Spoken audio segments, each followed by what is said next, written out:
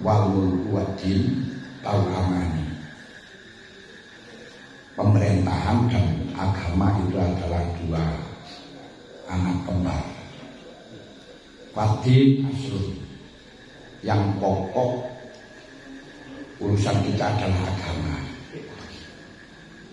Karena keberadaan kita, akhir kita itu tidak ada lain adalah akhirat. Makanya yang pertama kali yang menjadi tujuan pokok kita adalah wa ma khalaqtul jinna wal insa illa liya'budun. Makanya semuanya harus dasarnya agama. Namun agama tidak akan pernah bisa terselesaikan, tidak akan pernah bisa aman, tidak akan pernah bisa lancar tanpa ada yang menjaga, jadi tanpa pemerintahan. Sebab merealisasikan agama yang urusannya dengan pribadi membutuhkan keamanan, yang urusannya dengan interaktif dengan sosial masyarakat tentu harus ada pengaturan. Maka sultan adalah haris, sultan adalah penjaga. Wa malaha selalahu famahdumun, perkara yang tidak ada pondasinya, berarti agama negara yang tidak ada pondasinya tentu akan hancur. Rumah gak ada pondasi ini boleh, negara tidak ada pondasinya boleh. Tapi wa malaha risalan fadoikun, ada pondasi saja tapi tidak ada penjaganya, tidak ada dindingnya, sia-sia. Maka kita akan tidur di atas pondasi. Wala yaqimu al-mulku wadobtu ila bisultan. Kita kerajaan, kemudian pengaturan tidak akan sempurna kecuali ada pimpinan. Bagaimana caranya pengaturan? Untuk pengaturan akan dijelaskan dengan secara detail di dalam faslul hukumah, yaitu tentang hukum pemerintahan di dalam kitab fikih. Maka sebagaimana siasatul khalqi bisaltonah, ini bukan termasuk ilmu din. Mengatur manusia dengan pemerintahan ini bukan termasuk ilmu agama fidarajatil ula. Fidarajatil ulanya adalah ibadah. Bahwa mu'inun ala malayati muddin ilabihi, tapi menjadi urusan agama karena telah menyempurnakan atau membantu hal-hal yang tidak bisa sempurna di dalam urusan agama kecuali dengan siasah. Dengan demikian kita mengetahui siasah, yakni ma'rifatul thariqati siasah. Ini pun juga demikian, sebenarnya bukan ilmu din, akan tetapi menjadi penyempurna dari ilmu din. Seperti hanya haji. Ini sebenarnya haji tidak akan sempurna kecuali penjaga keamanan yang menjaga dari orang Arab untuk berbuat jahat. Tapi haji ini adalah syai'un, perkara yang tersendiri. Menempuh jalan haji syai'un akhar, perjalanan kedua, ini perkara yang kedua. Kemudian untuk melakukan hirosah yang di situ bisa menyempurnakan haji, ini perkara yang ketiga. Berarti mengetahui cara jalannya hirosah, khiyalnya hirosah, kawarunya sirah, syai'un yang keempat. Kesimpulannya, fan fikih dalam mengetahui caranya siasah, caranya khirosah, ini diatur di dalam kitab fikih. Dalam kitab fikih. Dan nyaris kitab fikih semuanya itu sebenarnya tidak ada hubungannya langsung dengan urusan akhirat. Sehingga urusan akhirat itu fikihnya itu namun 3 hal. 1, Islam. Dua,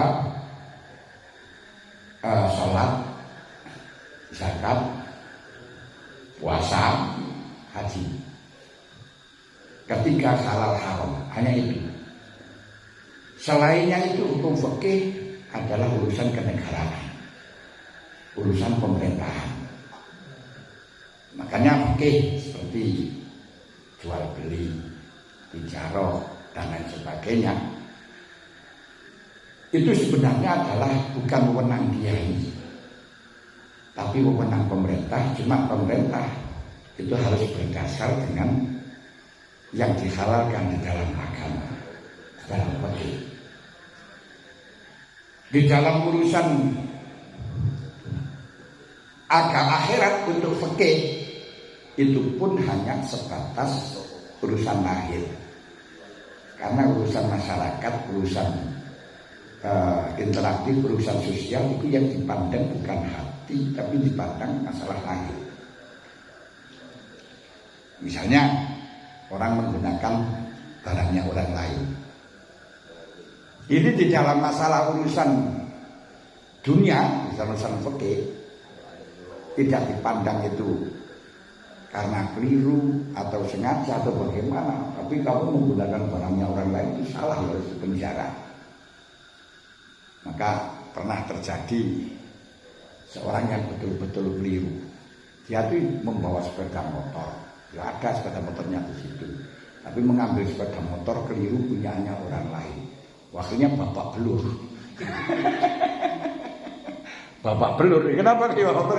Ya dianggap pencuri, walaupun ngaku saya keliru yo, gak diterima. Nah, ini urusan hukum tidak keluar. Kita gosok, gak ngerti kalau itu gosok. Sebenarnya anggapannya miliknya sendiri. Ya kalau masalah anggapan itu bukan urusan dunia, urusan akhirat. Itu nanti gak berdosa di hadapan Allah. Karena lagina alaikum bima akhtatum. Tapi karena kamu gosok dalam lahirnya, ya tetap harus bertanggung jawab. Kalau ada kesalahan ya, kalau ada kerusakan ya harus bertanggung jawab. Maka tidak kerusakan di dalam waktu di dalam penggunaan itu ya harus ada ujronya. Ini urusan lahir. Lah yang urusan lahir ini adalah tugas pemerintah yang mengawal. Tugas pemerintah yang mengawal. Nah dulu pernah saya sampaikan masalah untuk ngatur masyarakat itu terbagi menjadi 4. Ada 4 derajat. Asia 1 bisa Asia 1 binti zamin nas ila tariqin najiatin fid dunya wal akhirah ila tariqin mustaqim al munajjib fid dunya wal akhirah ala arbaati darajatin. Pengaturan manusia menuju jalan yang benar, menuju jalan yang selamat dunia dan akhirat. Ini ada 4 pembagian. 1 adalah siasatul anbiya. Kalau siasatul anbiya itu sudah jelas man lahu riyasatun amatun fid dunya wal akhirah. Tapi walaupun toh di situ mempunyai hak mengatur di dalam urusan dunia dan akhirat, ternyata Rasulullah masih membedakan antara urusan akhirat dan urusan dunia. Mungkin untuk sebagai undang-undang penerusnya. Kalau di dalam urusan dunia, beliau tetap menggunakan formalitas. Sehingga ketika Sayyidina Ali dituduh mencuri sabuknya orang sabuknya orang Yahudi, padahal itu gade. Akhirnya orang Yahudi, Rasulullah Ali disuruh bersumpah, nggak berani, nggak mau. Oleh Rasulullah yang dimenangkan Yahudi. Karena yang menurut Yahudi berani bersumpah, yang dimenangkan Yahudi. Tapi di dalam masalah urusan akhirat Rasulullah mempersilahkan Sayyidina Ali mengambil, tapi tidak dengan jalan hukum tidak jalan formal, harus mengambil dengan jalan pintas. Jadi gitu. Demikian pula di dalam masalah urusan Islam, urusan yang tiga tadi saya katakan, urusan fikih, yang urusan akhirat. Ini untuk urusan fikih cuma urusan dunia saja, karena urusan ini lahir dan ini harus dijaga oleh pemerintah. Tapi untuk akidah tidak. Jadi pemerintah itu hanya kalau Nabi memang lalu ya satu amatun di dunia wal akhirat, tapi kan Nabi tetap membedakan, karena itu ketika Usama bin Zaid dalam waktu peperangan Sayyidina Ali dengan Muawiyah, dia tidak mau, tidak ikut. Kenapa? Khawatir membunuh orang Islam. Sebab dia telah membunuh orang yang mengucapkan 2 kalimat syahadat, yaitu ketika dia bertengkar peperangan dengan orang kafir dan akhirnya dia bisa menguasai diri, mengejar orang kafir akan dibunuh, ternyata dia mengucapkan 2 kalimat syahadat. Ia bablaskan. Kenapa? Karena ada indikasi bahwa mengucapkan 2 kalimat syahadat itu hanya untuk melindungi diri agar selamat dari pembunuhan, agar selamat dari rampasan. Akhirnya dibablaskan. Setelah lapor kepada Rasulullah mengatakan, hala syaqaqta qalbahu. Kenapa kamu tidak membelah hatinya sehingga kau tahu bahwa itu tujuannya untuk melindungi diri. Loh, di sini kan Nabi memberikan urusan, kalau urusan lahir, urusan satu dengan yang lain, jangan urusan batin, tetap urusan lahir. Makanya entah membaca kalimat syahadat itu untuk mendapatkan 4 ayat saja, atau mendapatkan warisan, atau mendapatkan muslimat, atau menyelamatkan nyawa dan sebagainya, itu bukan urusan pemerintahan. Yang penting formal. Makanya benar di Indonesia itu kalau tidak menggunakan hukum potong tangan dan lain sebagainya yang urusannya dengan ta'abudi, sebab urusan ta'abudi itu penuh gampang dengan rekayasa. Nanti kalau dengan menggunakan hukum fikih, hukum syariat dipraktekkan itu, nanti yang kena tetap orang-orang bawah, orang-orang bodoh, wong sing pinter-pinter ngalim-ngalim gak akan kena hukum. Misalnya mencuri sapi itu, kalau orang ngalim gak bisa dipotong. Alasannya apa? Saya bukan mencuri sapi, tapi mencuri tampar. Sapinya ikut, sudah selamat. Macam ini kan juga bisa, dan sudah selamat. Kata ini benar secara hukum fikih. Nanti lah ini.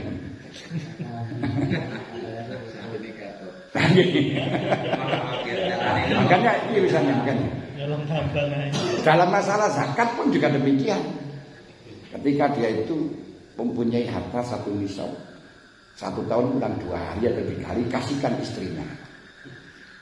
Nah, ini sudah gak wajib zakat. Istrinya gak wajib zakat karena belum mendapatkan 1 tahun. Dia juga gak wajib zakat karena akhir tahun tidak punya harta. Nanti setelahnya itu minta lagi, gak masalah. Kasihkan saya hartanya kan gak masalah, seperti yang dilakukan oleh Abi Yusuf.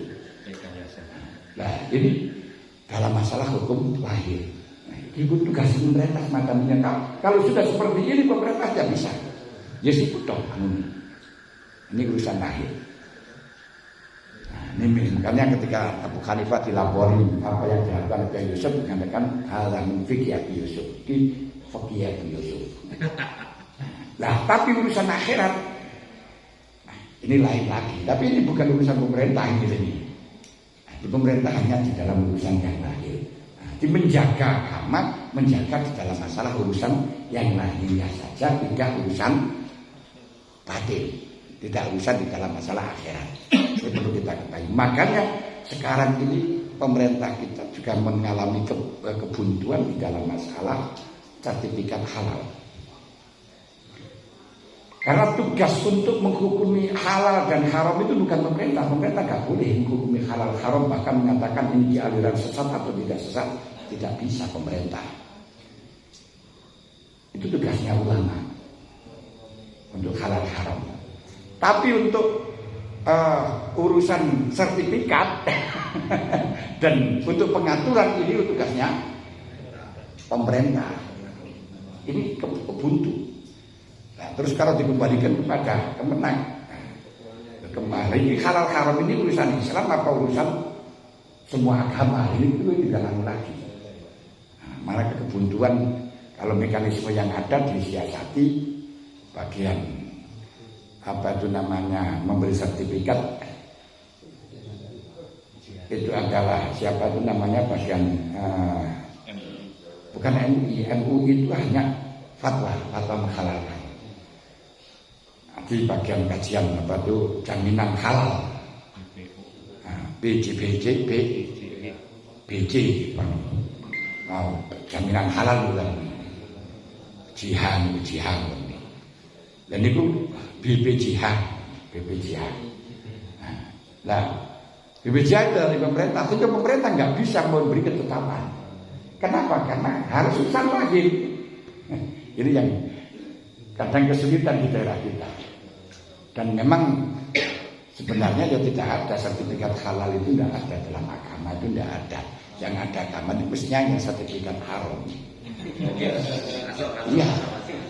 Jadi yang diharamkan itu yang ada sertifikatnya. Tapi kalau yang tidak, karena apa? Sesuatu itu halal kecuali yang diharamkan. Di segala sesuatu yang tidak diketahui halal haramnya alasannya halal. Tapi kalau di sertifikat haram gak dapat uang. Gak dapat dana, ya. Pengurusannya bukan masalah sertifikatnya tapi pendaftarannya itu kita jadi. Jadi itulah yang kesulitan di pemerintahan kita ketika kita terapkan dengan cara fikih, dengan cara apa itu pelindungan agama itu juga kesulitan itu. Kebuntuan. Jadi pemerintah ini urusan melindungi agama, tapi hanya sebatas yang lahir, tidak urusan batin. Makanya pemerintah itu kalau kecuali tadi kenabian pun itu membedakan antara hukum lahir dengan hukum batin. Itu Nabi Muhammad SAW walaupun bahkan Nabi itu mempunyai hak dalam pengaturan halal haramnya transaksi, halal haramnya ijar dan sebagainya kan jangan itu punya hak. Karena memang manau jasatun amatun di dunia wal akhirah. Nah baru kedua ulama umarok. Nah umarok inilah pemerintah yang saya katakan tadi urusannya semuanya menjadi kekuasaannya pemerintah, tapi khusus di dalam urusan lahir. Dalam urusan lahir. Makanya sebenarnya kalau kita pandang kita berbicara soal fikih, muamalah dan lain sebagainya itu tidak ada fungsinya. Karena dikatakan bahwa yang al-mubtin itu apa itu namanya di dalam masalah urusan fikih itu banyak tiga. Jadi lahir finas adalah salah satu yang bisa memberikan fatwa kepada manusia memang ada tiga. Satu amir, kedua makmur, dua mutakalif. Amir itu adalah pemerintahan, makmur petugas pemerintah. Yang ketiga mutakalif. Mutakalif itu mempersulit diri kita belajar masalah urusan perdagangan dan sebagainya, mempersulit sendiri karena kita mengatakan tidak sah. Kalau pemerintah sah tidak ada gunanya. Pemerintah mengatakan tidak sah, kita mengatakan sah, dan tidak ada gunanya. Tetap yang berjalan adalah hukum pemerintah. Itu urusan lahir. Nah, sedangkan yang urusan agama tadi sudah saya katakan hanya tiga tadi, itu pun juga sebatas lahir. Sholat pun di dalam masalah urusan fikih yang nanti dijaga oleh pemerintah itu hanya urusan lahir. Pokoknya penting sholat. Ya sudah, walaupun toh mulai dari awal sampai akhir nggak konsentrasi, pokok yang penting di dalam takbirnya sudah apa itu istighfar sah. Padahal kalau cara batin enggak, itu tetap berdosa. Orang yang sholat hatinya kemana-mana itu dosa. Tapi kalau cara fikih kan ya tetap sah. Pokok sudah melakukan syarat dan rukun yang sehingga pemerintah sudah mentoleransi sebenarnya harus melindungi yang semacam ini. Itu. Kemudian kedua ulama, ketiga ulama. Baru ulama warasatul anbiya, inilah yang ngurusi batin. Batinnya orang yang khos. Jadi tapi tidak punya otoriter. Di khusus ngurusi batinnya orang yang khos, tapi tidak punya power, tidak bisa memberi keputusan. Makanya siapa yang mau saja yang bisa nutut. Karenanya untuk sholat misalnya, sholat kamu itu walaupun menutupi syarat rukun masih berdosa karena tidak konsentrasi, tidak khusyuk, melanggar firman Allah. La taqrabus sholat wa antum sukara hatta ta'lamu ma taqulun. Ini urusan ulama. Alladzina hum warasatul anbiya. Islammu itu tidak sah karena Islammu itu hanya bibirmu saja, lahirmu saja, tapi sementara batinmu masuk Islam ini hanya karena untuk mencari pakaian. Ini urusan ulama alladzina hum warasatul anbiya. Tapi urusan pemerintah tidak bisa semacam itu. Nah, ini kan ini. Nah, ulama warasatul anbiya. Yes. Tugas negara dalam melindungi agama sebenarnya tidak hanya melindungi agama. Tugas negara itu melindungi 5 asas. Yang di sana itu 5 itu menjadi jamek atau menjadi nukoh titik temu antara semua agama. Yaitu 1, menjaga agama. Kedua, rudin, agama itu merupakan hal yang sensitif. Kedua, akal. Semua manusia membutuhkan pendidikan yang berbeda-beda dan berhak membutuhkan pendidikan. Ini harus dimiliki oleh pemerintah. Ketika harta, semuanya agama telah melarang untuk menggasap, mencuri dan mengganggu hartanya orang lain. Ini harus dilindungi oleh pemerintah. Ketika keempat, masalah nyawa, semua agama melarang untuk membunuh, untuk melukai. Makanya teroris itu bukan agama. Agama apapun tidak ada teroris. Nah, yang ada yang katanya agama Islam itu bukan Islam. Tidak ada ajaran Islam. Teroris itu tidak ada. Hanya orang yang bodoh yang mengatakan itu Islam. Kelima, masalah awal itu irdun, harga diri. Semuanya orang tidak mau dilecehkan. Ini yang harus dilindungi. Terus di dalam melindungi agama pun juga harus tahu rambu-rambu semacam tadi. Bukan di kata di sini melindungi agama, bukan melindungi agama Islam. Yang perlu kita ketahui. Jadi pemerintah wajib melindungi agama, bukan wajib melindungi agama Islam doang. Ya tapi agama Islam harus dilindungi karena masuk di dalam agama. Di dalam masalah melindungi agama, di sini ada 2 hal. Penerapan menjaga agama ada 2 prinsip. 1, melestarikan ajaran agama. Ini dari Janibul Wujud. Berarti harus kalau dari pemerintah wajib mempersilahkan masyarakat untuk melakukan kegiatan-kegiatan yang hal itu urusannya dengan agama. Wajib mempersilahkan, tidak boleh melarang. Nah ini, makanya kalau nanti orang yang tidak paham terus akhirnya akan dijebak dengan negara Islam, maka urusan agama ini urusan pemerintah. Akhirnya apa? Nanti tahlilan haram, ziarah kubur haram dan sebagainya. Itu bahaya itu macam itu. Nah, ini politiknya mereka yang mengembalikan khilafah nubuwah. Padahal khilafah nubuwah itu sudah selesai dalam 30 tahun. Sedangkan masalah khilafah Umar bin Abdul Aziz saja itu masih diperselisihkan. Apakah itu termasuk khilafah nubuwah atau bukan. Tapi kalau Muawiyah itu sudah jelas tidak. Bani Umayyah itu bukan termasuk khilafah. Walaupun namanya khilafah tapi mulkun. Makanya, nah itu kalau kita lihat dari situ yang disyaratkan oleh Allah Muhammadur Rasulullah Berarti pertama hak vetonya urusan agama ditangani oleh Rasulullah. Di sana belum ada klasifikasi ilmu fikih, ilmu nas, ilmu tasawuf, ilmu tafsir, ilmu tauhid, ilmu pun ada, hanya Islam saja. Terus baru waladzina ma'ahu, yaitu hak vetonya para sahabat. Nah, dalam masalah sahabat ini mampu untuk mengembangkan sayapnya, menaklukkan beberapa negara, tapi mulai terjadi adanya fitnah. Nah, hanya itu. Kemudian setelahnya sahabat asyidda walal kufar, golongan orang-orang yang sangat keras dengan orang kafir. Siapa? Yaitu golongan Bani Umayyah.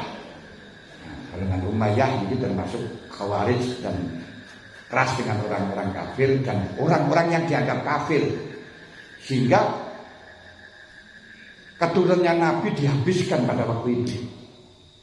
Sampai-sampai Sayyidina Husain wafat, ya dibunuh ya dalam pemerintahan Umayyah. Itu golongan Khawarij.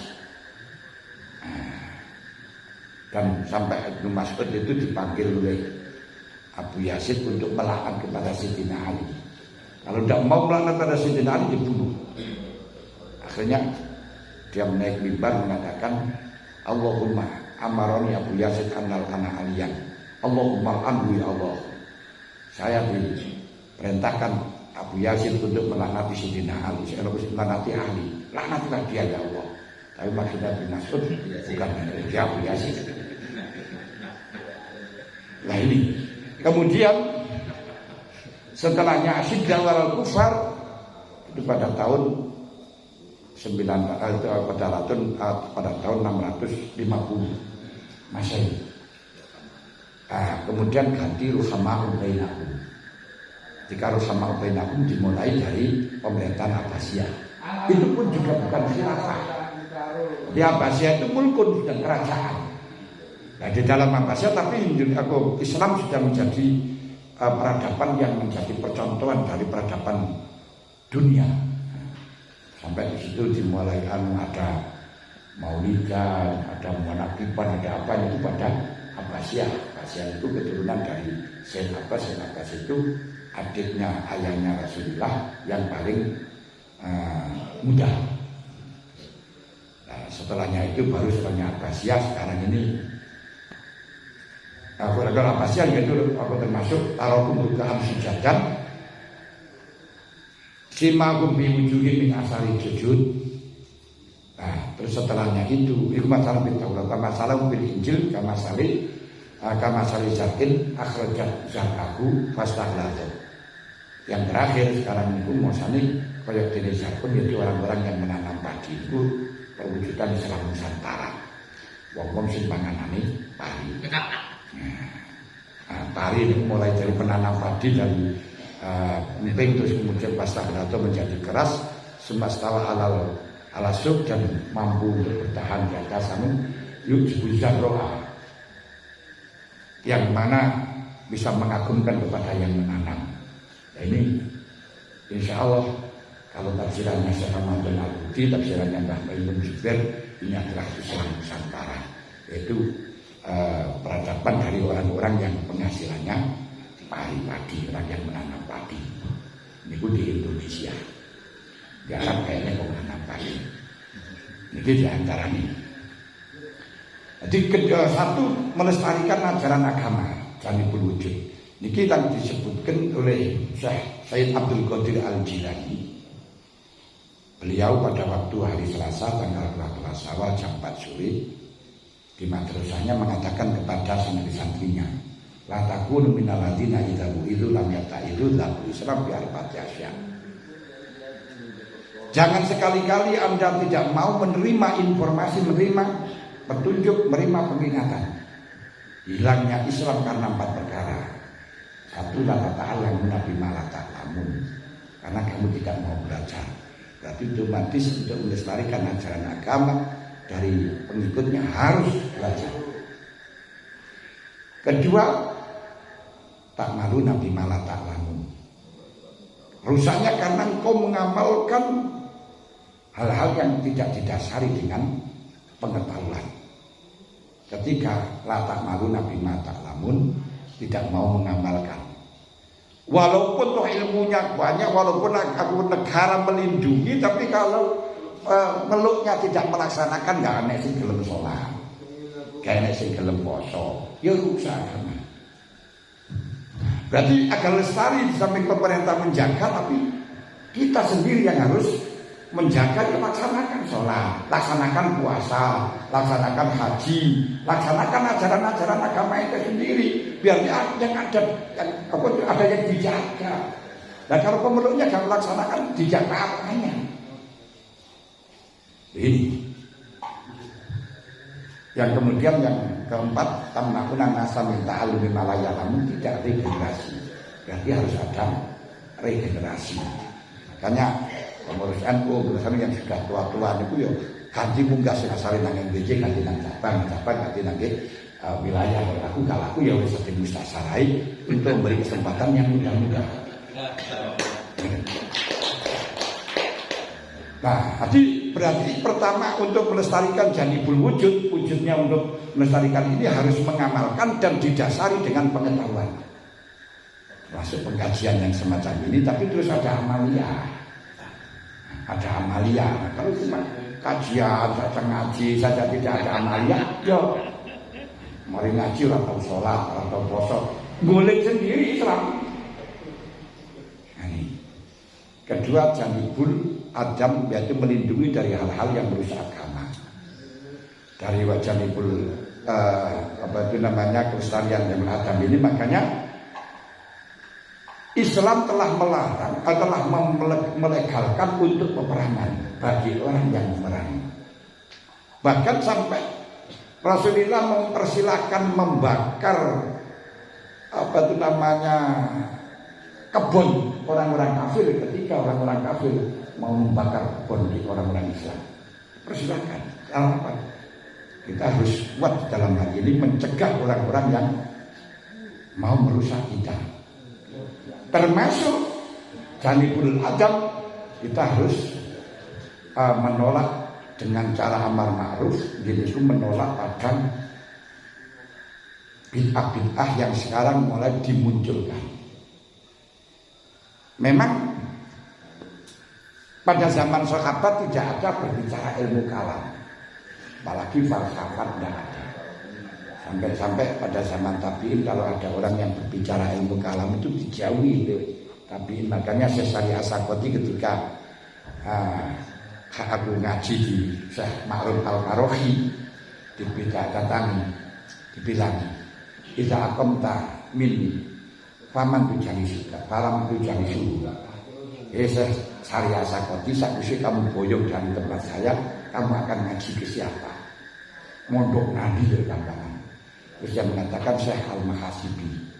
Al-Mahasibi itu orang yang alim di dalam tasawuf, ngalim di dalam masalah fikih, kedua-duanya ngalim di dalam masalah ilmu kalam. Mursyid thariqah juga. Wah, hebat juga dia. Lalu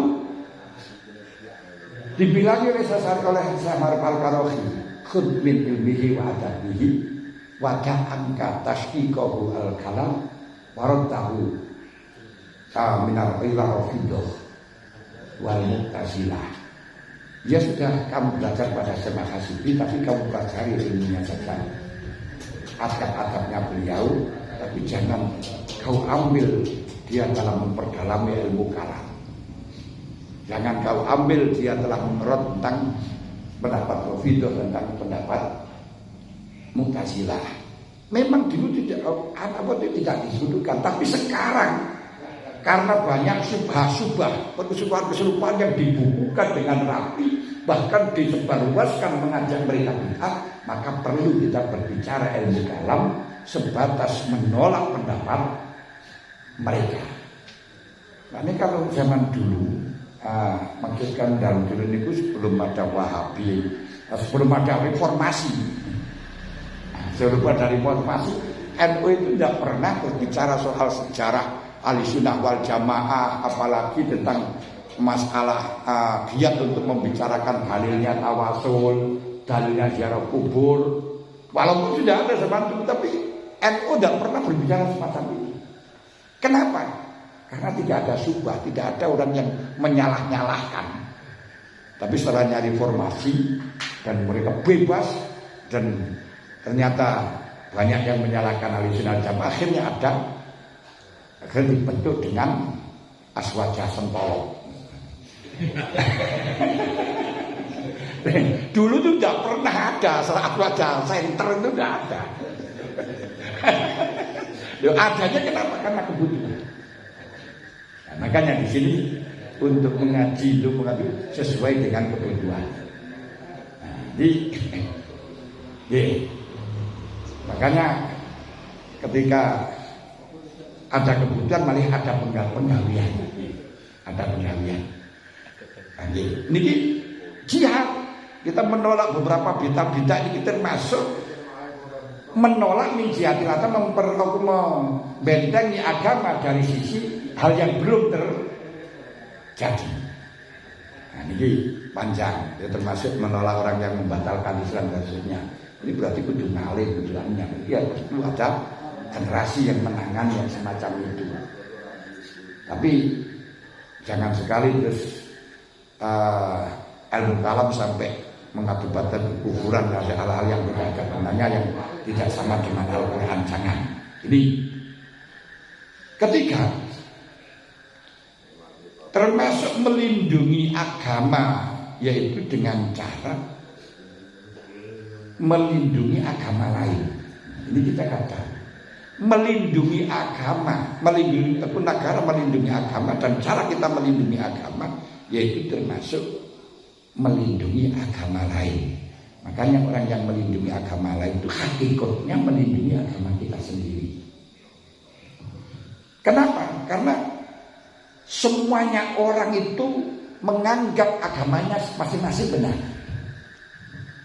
Dan ini kalau kita sama kita lindungi, yang terjadi peperangan. Termasuk apa itu namanya, orang Islam mengatakan Islam yang paling benar, orang Nasrani yang mengatakan Nasrani paling benar, Yahudi yang mengatakan Yahudi paling benar. Makanya dikatakan malam tartu angkal Yahudi walan Nasoro hatta tatabi'a millatahum.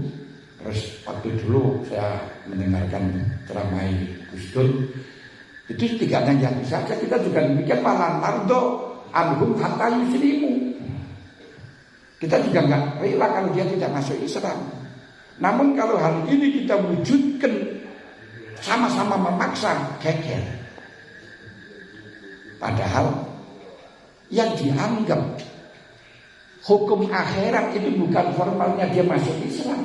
Kalau masuk Islam karena paksaan, karena takut, itu nanti tidak ada gunanya di akhirat. Tujuannya menyelamatkan di akhirat, bukan di dunia. Seperti tadi yang katakan Islam, pokok mengucapkan kalimat syahadat walaupun karena faktor apapun sudah dianggap Islam, tapi urusan akhirat yang diperhitungkan adalah anwarul qulub wa asraruha wa ikhlasuha. Karena itu tidak perlu kita memaksakan orang lain masuk Islam. Kita paksakan masuk Islam, tapi gak ada gunanya di akhirat, gak bisa menyelamatkan di akhirat. Jangan dianggap kalau sudah mengucapkan kalimat syahadat asyhadu an la ilaha illallah asyhadu anna muhammadar rasulullah, enggak. Ya kalau memang mukhlishina lahuddin. Makanya ketika Ahokan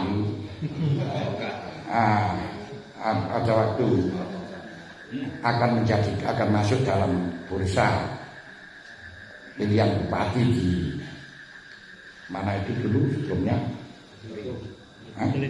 Belitung. Dengan Gus Dur, saya perlu masuk Islam, Gus Dur.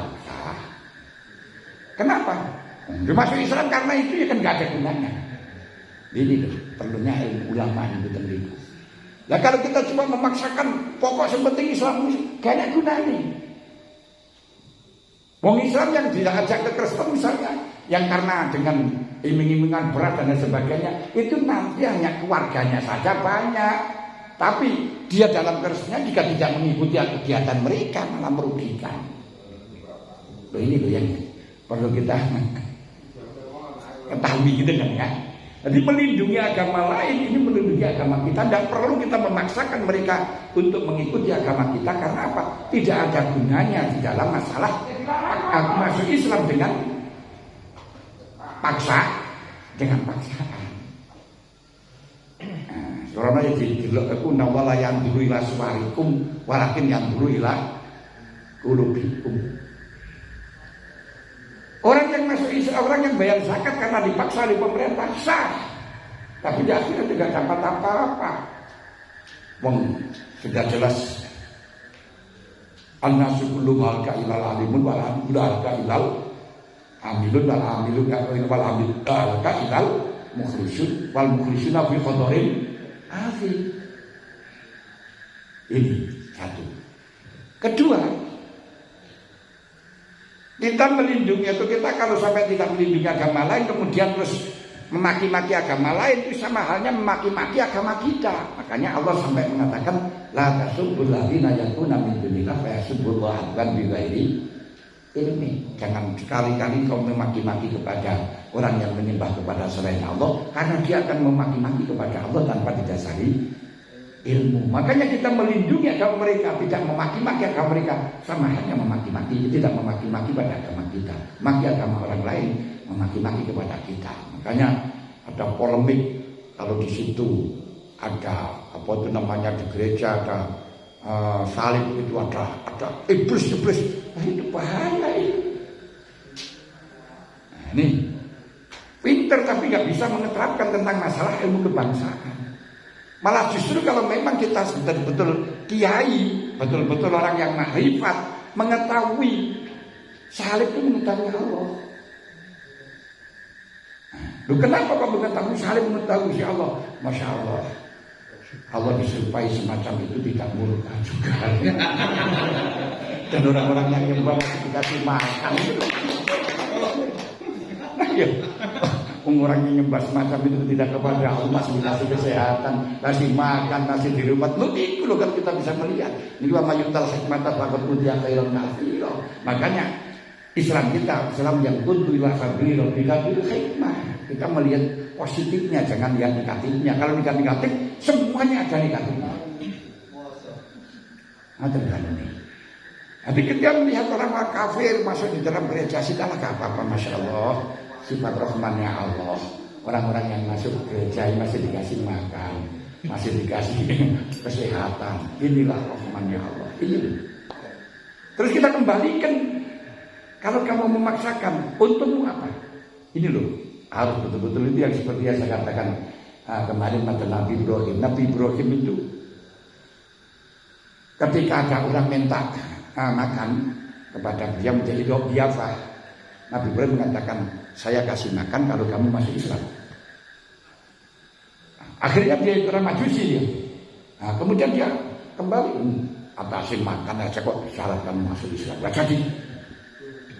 Pulang. Setelahnya pulang baru Nabi Ibrahim ditegur oleh Allah. Ibrahim,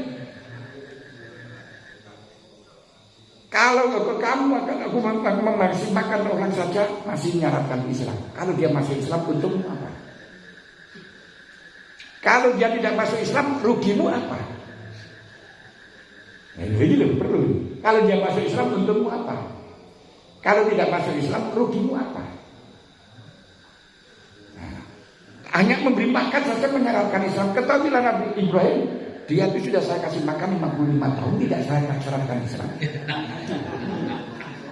Kok kamu hanya satu piring saja menyarankan Islam? Ini. Akhirnya Nabi Ibrahim mendatangi kepada dia, sudah saya kasih makan tidak usah masuk Islam. Lu kenapa pikiranmu kok berubah 180 derajat seperti itu? Jawabnya, saya ditegur oleh Tuhan punya Allah. Begitu bagusnya Tuhan Ibrahim, ajarilah saya Islam. Mana masuk Islam? Lu kenapa? Gini mas, manusia itu kelikal insanu halu'ah. Angkat juga. Idza masalu sar jazwa wa idza masalu khairu manu'ah. Lek diunggahno mudun nek diunggono nek diunggono iki manusia. Nabi ora kenapa. Sinten mawon pun kayak manusia niku lek diunggahno mudun nek dikongkon emoh dipenging tangan. Niku manusia. jangan dibaca ini, kepengin maca. Wocon iki moh.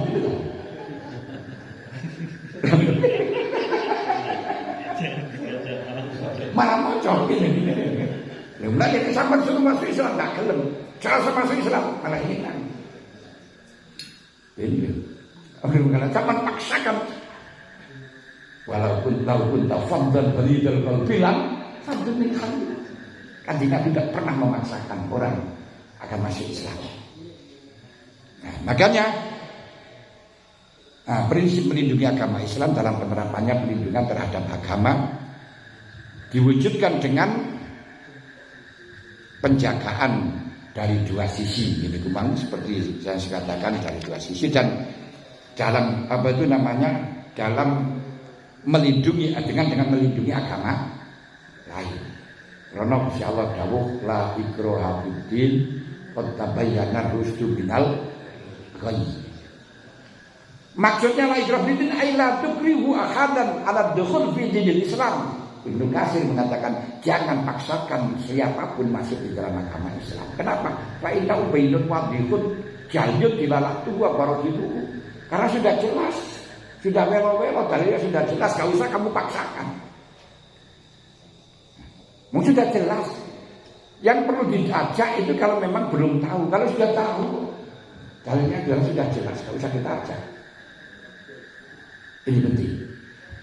Layak taju ila ayyub roha ahadun ala dukhul fihi bal min man hadaqul walil Islam wa syaraha sadrahu wa nawara basiratahu dakhala fihi ala bayyinatin. Kalau dikasih daya oleh Allah kan masuk.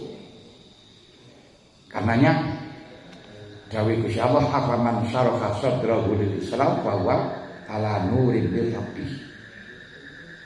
Hadis ayat ini la ikrah ini diturunkan menurut Syekh Muhammad bin Ishaq Muhammad bin Abi Muhammad Al-Ghazali an Zaid bin Sabit an Ikramah an Sa'id bin Jubair an Ibnu Abbas la ikrah fiddin qala nuzilat bi rajulin minal ansar min Bani Salim bin Auf.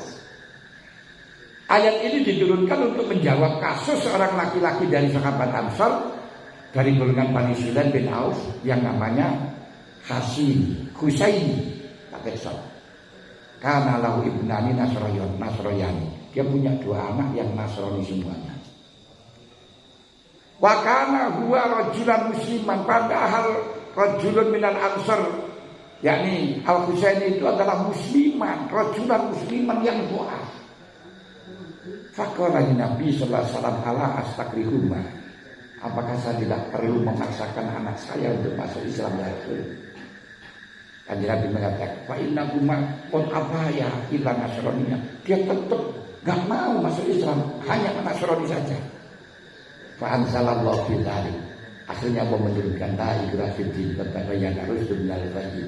Ini loh agama Islam dalam agama Islam luar biasa di dalamnya enggak ada paksaan. Malah justru dipaksa untuk dengan membawa pentung itu melanggar itu. Kalau riwayat dari Abu Jarir, wa kana kota Nasara ala yadi tujar. Dia anaknya itu Nasrani karena mengikuti tangannya beberapa orang pedagang yang datang dari negara Sam yang membawa menguasai. Falamma azama ala dzam ma'ahum arada huma yastakrima. Ketika dia itu ingin berpergian bersama pedagang-pedagang tersebut, ayahnya ingin memaksakan. Wa talaba min Rasulillah ayyam asa bi asarima. Ingin Rasulullah mengutus untuk meneliti orang itu. Akhirnya diturunkanlah ayat la ikraha fiddin qad tabayyana rusdu minal ghayy. Masyaallah, tidak ada ayat yang melebihi daripada ini dalam masalah toleransinya. Lebih-lebih ayat yang di situ mencegah untuk mempersilahkan untuk berbuat baik kepada orang-orang yang tidak memerangi kepada Islam. Ini yang disebutkan la yanhakumullahu anil ladzina lam yuqatilukum fid-din wa lam yukhrijukum min diyarikum an tabarruhum wa tuqsitu ilaihi. Nah, ayat itu diturunkan pada putrinya Abu Bakar yang di mana sowan pada waktu namanya pada ibunya garwannya Abu Bakar, yang mana anaknya itu ibunya di sini Abu Bakar itu asalnya orang kafir, datang kepada Dewi Aisyah dengan membawa hadiah, tapi beliau tidak berani menerima sebelum matur kepada Rasulullah. Setelahnya matur kepada Rasulullah, akhirnya akhirnya diturunkan ayat la yanhakumullahu 'anil ladzina lam yuqatilukum wa lam yukhrijukum min diyarihim an taqtuluhum wa tuqsitu ilaihim. Allah tidak melarang kamu berbuat baik kepada orang yang tidak merangi kepada kamu dan tidak mengusir kamu dari negara. Berarti mengusir dari negara, ini merebut negara, itu termasuk bagian daripada menjaga agama, bagian daripada hal yang dipersilahkan, diperjuangkan oleh agama. Makanya Rasulullah perangan di dalam perang Bani Quraisy itu termasuk bukan perang karena agama, tapi perang karena negara, yaitu negara Madinah dijajah oleh orang Quraisy. Buktinya apa? Rasulullah minta bantuan kepada orang Nasrani, minta bantuan kepada orang Yahudi. Yang kemudian masalah akhirnya bagaimana hukumnya minta bantuan kepada orang Yahudi dan Nasrani. Di situ Khuwailid yang tewas pada itu adalah orang Yahudi yang membantu kepada Rasulullah. Kalau memang itu karena agama, kenapa minta bantuan kepada orang Yahudi? Kenapa minta bantuan Nasrani? Itu berarti membela negara, mempertahankan Yahudi yang di situ sudah sepakati agamanya adalah termasuk negaranya adalah negara Madinah, negara yang tamadun, negara yang melindungi dari semua agama miliknya orang Yahudi dan Nasrani di sana. Kata sendiri segini, sampai dikatakan mabuniya amrul iman alal isbar wal qasri wa inna ma banahu alat tamakkun wal ikhtiyar. Syekh Qofal mengatakan agama Islam tidak didirikan, dimerintahkan iman dengan cara paksa. Karena iman itu urusan hati nurani, lubuk hati, tidak bisa dipaksakan. Tapi wa inna ma banahu alat tamakkun wal ikhtiyar, terserah keinginannya sendiri. Ini bukan berarti mengatakan semuanya agama benar, tidak. Ayat yang semacam ini banyak ini dikutip demikian, walau syaa rabbuka la amana man fil ardi kullum jami'a. Muhammad, kalau Allah Ta'ala mengendaki, Tuhan mengendaki akan menjadikan iman keseluruhannya. Apa anta tukrihun nasa hatta yakunu mu'minin? Apakah kamu akan memaksakan manusia semuanya bisa menjadi iman? Tidak, Muhammad, tidak akan pernah bisa. Faman sa'afal yu'min wa man sa'afal yakun. Siapa yang akan iman silahkan, karena manfaatnya kepada kamu sendiri. Kalau mengendaki kafir silahkan, karena madorotnya bila pada kamu sendiri. Kamu kafir semuanya sama sekali tidak mengurangi derajatnya Allah. Kamu iman semuanya juga tidak menambahi kemuliaan Allah. Karena kemuliaan Allah itu layak situ layak khusyuk, tidak bisa melejit dan tidak bisa minggus. Nah, itu. Wal ikrah an tuhammilal khair ala fi'lin la yarahu khairan fi ayatihi ay la yara syaksu al mukrahu fihi khairan hatta yaf'alahu. Dia memaksakan orang lain untuk melakukan sesuatu yang dia tidak menegakkan itu baik menurut pandangannya. Nah, makanya dipersilakan, tidak boleh kita memaksakan. Kemudian kalau di sini dikatakan seperti ini, paksaan. Menurut sebagian pendapat, ayat-ayat yang bermuatan kebebasan beragama di atas diklaim sebagai ayat yang telah dihapus hukumnya dengan ayat-ayat kita. Kali ini sudah saya jelaskan kemarin. Kita memang kita juga tidak bisa memungkiri bahwa pendapat Syafi'iyah, Imam Syafi'i memang perangan itu dilakukan karena kekufuran, walaupun banyak kejanggalan. Tapi itu menurut Al-Adhar dari Syafi'i, Muqabilul Adhar, dan menurut A'immatus Salasah, peperangan bukan karena kekufuran, tapi karena dia merangi kepada kita dalam rangka kita melindungi agama kita. Ini diantaranya. Nah, lalu untuk cara melindungi kita, untuk untuk menghadapi orang-orang lain bagaimana? Mengajak orang lain perlu kita tahu, mungkin pernah sudah saya sebutkan, kita itu tidak punya otoriter untuk nahi mungkar dengan arti sampai biliat dengan kohron. Tidak ada. Kita tidak boleh nahi mungkar dengan kohron. Bahkan kalau aku cuma kebatasnya hanya dengan dakwah, bukan nahi mungkar, dakwah. Yang kohron itu siapa? Undang-undang. Hanya undang-undang. Kita tidak bisa kohron. Malah justru kalau kita kohron akan menyalahi konstitusi, undang-undang, malah kita yang akan dimasukkan penjara. Diajak saja dialog. Bila semua wal maidatul hasanah jadikum bilati yaksan. Kalau dia tidak bisa, ya sudah. Dari situ mengatakan bahwa ketika kita nahi mungkar sudah tidak ada gunanya lagi.